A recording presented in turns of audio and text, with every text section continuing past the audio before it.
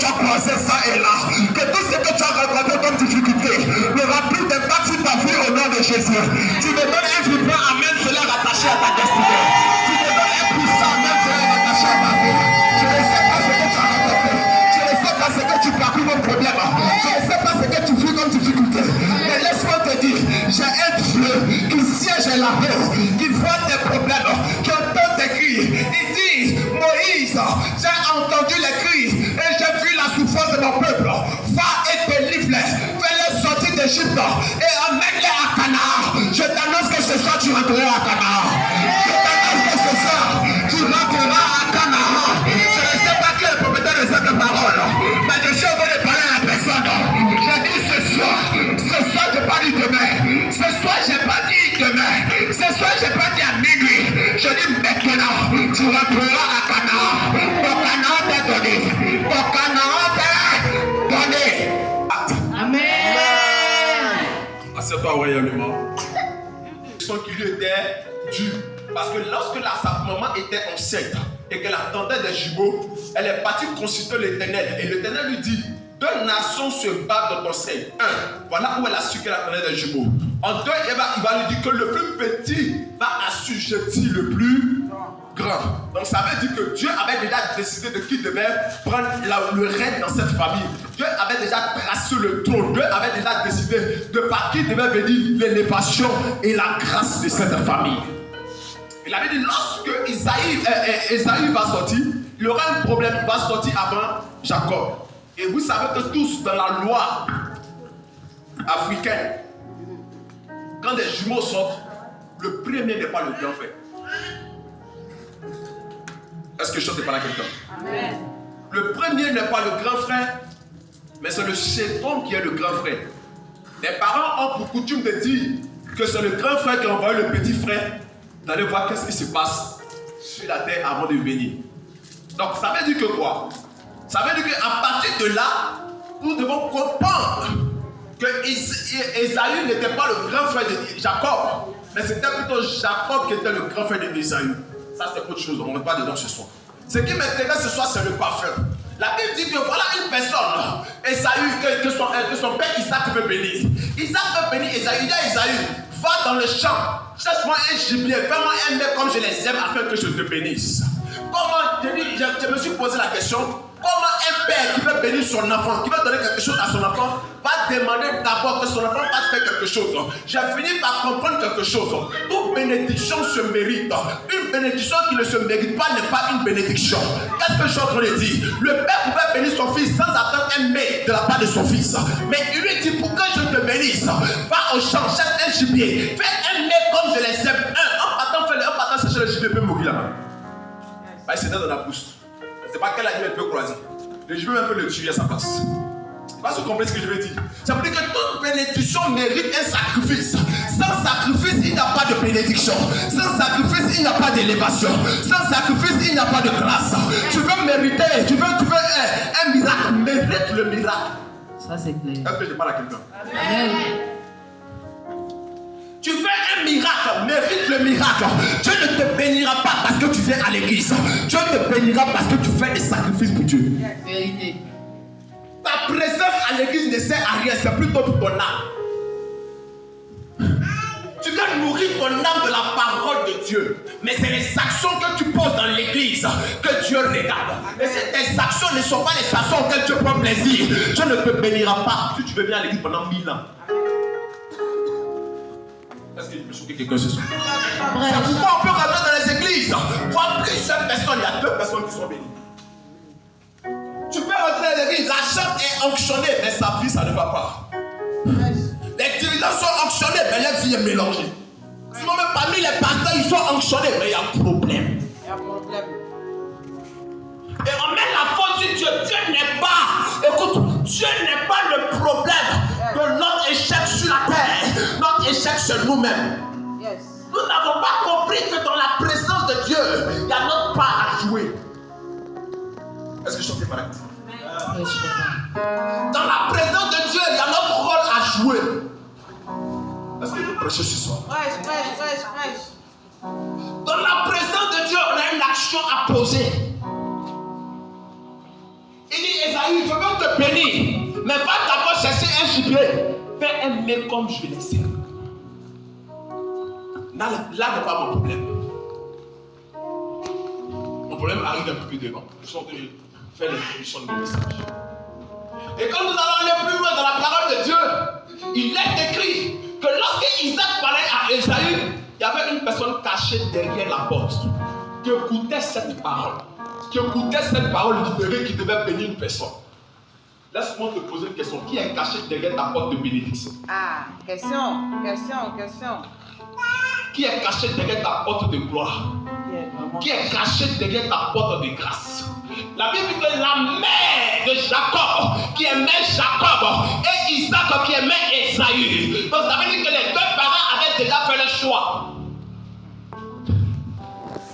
Les deux parents avaient déjà décidé de qui devait régner. L'autre a dit c'est Esaü. L'autre dit non c'est Isaac. Pourquoi il dit c'est l'autre dit non que c'est Jacob. Pourquoi il dit Jacob? Parce qu'elle a suivi ce que Dieu avait dit. Isaac n'avait pas suivi ce que Dieu avait dit. Il était rattaché à son cœur. Yes. On ne suit pas son cœur, mais on suit Dieu. Si tu regardes ton cœur, tu ne pourras jamais aller loin parce que les choses de la vie vont t'emmener toujours à abandonner. Tu peux te retrouver à la bonne place, mais parce que ton cœur est trop rattaché à des choses inutiles, tu quitteras la bonne place pour te retrouver à la mauvaise place. La Bible dit que la Bible dit que la mère de Jacob était cachée derrière la porte. Et elle écoutait tout ce que Isaac disait à Esaü. Or, elle n'aimait pas Esaü plus que Jacob. Donc, elle va prendre l'information et aller transmettre l'information à une autre personne qui s'appelait Jacob. Elle va dire Jacob. Oh, c'est pas lui qui va recevoir cette bénédiction. Cette bénédiction t'appartient. Dis-moi, qui est caché derrière la porte de ta bénédiction? Parce que la personne est capable de détourner ta bénédiction pour donner à quelqu'un d'autre. Elle va détourner la bénédiction d'Esaü et aller donner cette bénédiction à Jacob. Simplement parce qu'elle avait déjà entendu ce qui avait été libéré. Voilà comment les personnes qui sont ici, leur bouche parle partout, vont finir par livrer eux-mêmes leur destinée dans la main du diable. Ça c'est clair. Vous ne savez pas qui est caché derrière vous. Vous ne savez pas qui vous écoute. Vous ne savez pas qui vous entend. À chaque parole qui sort de votre bouche, on enregistre et on retient. Et moi, je suis l'une des personnes, à chaque fois que je suis recouvert des gens, je dis mon oreille partout, puis j'écoute, puis j'en parle. C'est ce que je vous ai. Pourquoi je fais ça? Pour savoir qui tu es vraiment. Parce qu'il y a des choses que Dieu peut jamais me relever, comment on appelle ça, me révéler. Mais par toi-même, tes actes et ta parole, je saurai si tu es vrai ou bien tu es une fausse personne. Pour mieux attraper celui que tu mets auprès de toi, quand vous êtes en groupe, parle moins et écoute beaucoup.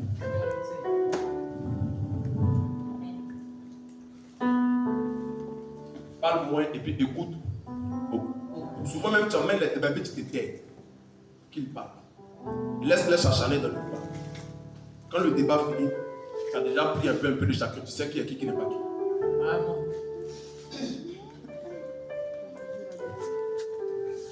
Donc, qui est caché derrière votre porte?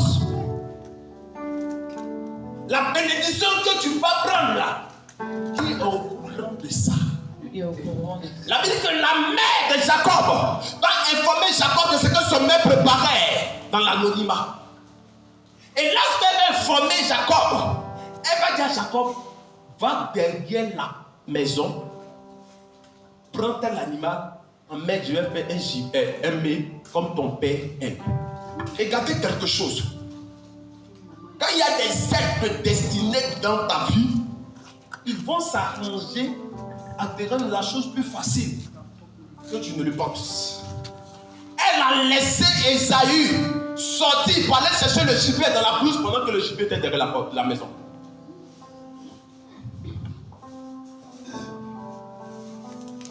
Le gibier que Esaü s'en fait effort pour aller chercher dans la blouse, elle avait ça derrière la maison. C'est le rôle des aides de destinée. Quand ils sont dans ta vie, ce que tu cherches à faire effort pour avoir, tu ne fais plus d'effort. Les autres peuvent lutter, les autres peuvent courir, les autres peuvent être pressés comment. Mais quand l'aide de destinée est avec toi, il est avec toi. L'aide de destinée ne cherchera pas à coucher avec toi.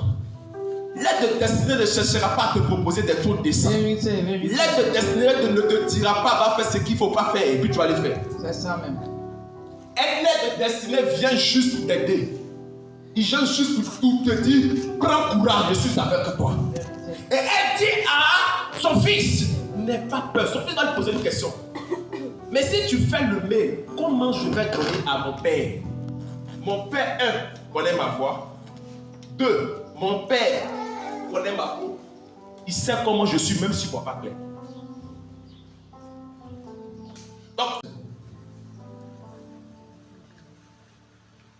voilà comment des personnes qui ne sont pas intelligentes expliquent leur vie à n'importe qui est derrière ta porte. Qui est derrière ta porte? Il y a des gens qui n'aiment pas ton bien, mais il y a des gens qui veulent en profiter. Justement. Attention. Attention. La Bible dit que cette femme va dire, la maman de Jacob va lui dire, si on doit te maudire, que ça retombe sur moi. Ça veut dire que cette femme était très précise dans son. Et la Bible nous déclare que lorsque le combat va commencer, plutôt, lorsque elle va aller tuer l'animal, elle va dire à Jacob, prends la peau de l'animal, amène-moi, je vais faire un vêtement pour toi. Afin que lorsque ton père te touche, qu'il pense que ta peau est velue. Regardez un peu la mamaille qu'elle utilise. Elle sait comment transformer une haie, comment coller pour si quelqu'un pour qu'on pense qu'il est velu. C'est-à-dire qu'elle a déjà calculé, c'est-à-dire le niveau des poids d'Ésaü. Parce que, donc soyons francs, même si tu as mis poids d'animal, quand il a touché, ça va que ce n'est pas la même chose. Mais comment c'est arrangé à ce que le père ne sache pas que ce n'est pas peau de l'homme? De haut niveau. Et quand elle va faire ça, elle va faire quoi? Elle va aller jusqu'à plus loin. Mettre la peau, elle lui donne la nourriture, elle dit quoi? Et lorsque le gars rentre, il tape. Il dit papa, je suis là. Il dit aïe, c'est qui? Il dit c'est Esaü. Il dit déjà tu es venu, il dit oui. Il dit aïe, ta voix est la voix de Jacob. Approche-toi, que je te baise et on verra. Que je te touche.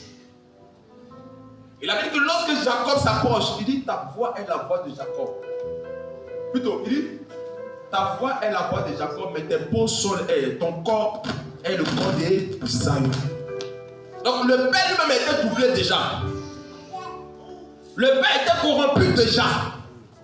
Il était tombé dans le problème. Et à partir de là, il va dire viens que je t'embrasse. Quand il l'embrasse, il va dire ah, ton odeur est comme l'odeur d'un champ que l'Éternel Dieu a béni. Écoutez-moi bien. Et Isaac n'allait pas bénir Jacob simplement parce qu'il avait mangé la nourriture, même parce qu'il avait touché le corps, même parce qu'il avait entendu la voix. Non. Il avait besoin d'une deuxième chose. Quelle était cette deuxième chose? Il y avait déjà match nul entre Esaü et Jacob. Parce que la voix est la voix de Jacob. Yes. Et la peau est la peau d'Esaü. Donc il est confondu. Comment je vais bénir celui-là? Est-ce que c'est vraiment Esaü son fils? Il se pose des questions lui. Mais la Bible dit, lorsqu'il va dire viens que je t'embrasse, que je te baise, lorsqu'il en va l'embrasser, il comprend automatiquement que l'odeur, quand il sent l'odeur, il dit ton odeur est comme l'odeur d'un champ que l'Éternel Dieu a béni. Donc à partir de l'odeur que Jacob a fait, son père Isaac était obligé de le bénir. Parce que son odeur exigeait une bénédiction. Parce que Dieu avait déjà béni son odeur depuis le ciel. Qu'est-ce que je vais dire à quelqu'un? Si ton odeur n'est pas une odeur bénie, tu ne pourras pas avancer. Si ton odeur n'est pas une odeur qui réclame la bénédiction, tu ne pourras pas être élevé. C'est à cause de l'odeur que Jacob a reçu la grâce. C'est à cause de l'odeur que Jacob a reçu son élévation. C'est à cause de l'odeur que Jacob a eu ce qu'on appelle la grâce sur sa vie. Sans son odeur, il ne pouvait hériter de ce que Dieu devait lui donner. Amen. C'est fort, c'est fort, c'est fort, c'est fort. Il y avait déjà la voix et le corps ne sont pas pareils. La peau ne sont pas pareils. Donc comment je te bénis? Il faut quelque chose d'autre. Et la deuxième chose, c'est son odeur. Son odeur avec une parole. Et cette parole, c'était que quoi? Isaac, bénis-moi. Isaac, bénis-moi. Isaac, bénis-moi. Isaac, bénis-moi. Écoute-moi bien. Si ton odeur n'a pas ce genre de parole, tu échoueras certainement. Je ne sais pas à qui je parle, sur le propriétaire de la parole qui est ici. Il sera en train de me donner un amen d'acclamer Jésus. Si ton odeur ne réclame pas ce qu'il faut réclamer, tu ne pourras pas réussir.